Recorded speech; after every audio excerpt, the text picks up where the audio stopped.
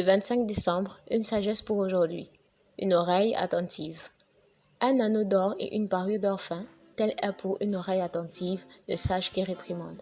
Proverbe 25, 12. Dans ce verset, le sage exalte la force et la beauté d'une oreille attentive. Une oreille attentive est une oreille sensible à tout ce qu'elle entend des paroles qui l'affirment ou la réprimandent. L'attention est la marque déposée des sages. C'est cette caractéristique qui rend leurs oreilles attentives. Lorsque le sage est affirmé ou encouragé, il en est fier. Mais il ne s'en vante pas parce qu'il sait que sa valeur ne dépend pas de ce qu'il fait. Lorsque le sage est réprimandé, il ne méprise pas cette réprimande, mais il l'examine pour retenir de celle-ci ce qui est sage. C'est cette sage réprimande qui devient pour lui comme une boucle en or sur ses oreilles et une parure d'or fin sur son cou. Qu'est-ce qui nous attire le plus? Les éloges des insensés ou le reproche du sage? Voici 5 questions qui nous aideront à mieux nous situer. 1. Existe-t-il dans notre entourage des personnes libres de nous dire ce qu'elles pensent de ce que nous sommes et de ce que nous faisons? 2.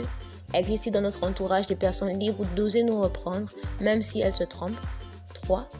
Nous sentons-nous insécurisés lorsque nous avons en face de nous quelqu'un qui ne pense pas comme nous? 4. Nous sentons-nous libres d'avoir dans notre équipe des personnes capables de nous contredire? 5. Pouvons-nous regarder en face ceux qui nous font des reproches et souhaiter leur bien du fond du cœur?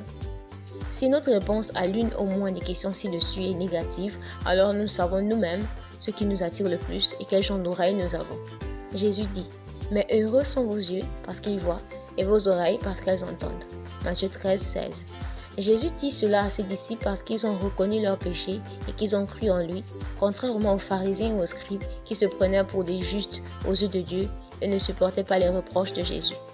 Vérité, Jésus seul ouvre les yeux et les oreilles de ceux qui croient. Application, croire en Jésus et écouter quiconque avec humilité. Et si on nous reprochait de fêter Noël ou de ne pas la fêter, comment nous sentirions-nous et comment réagirons-nous? Recommandation. Mieux vaut écouter le reproche du sage qu'être homme à écouter la chanson des insensés. Ecclésiaste 7.5. Prions ensemble. Père, donne-moi des oreilles attentives au nom de Jésus. Amen. Lecture pour aujourd'hui, Psaume 121 à 125, Proverbe 25. Vous êtes bénis.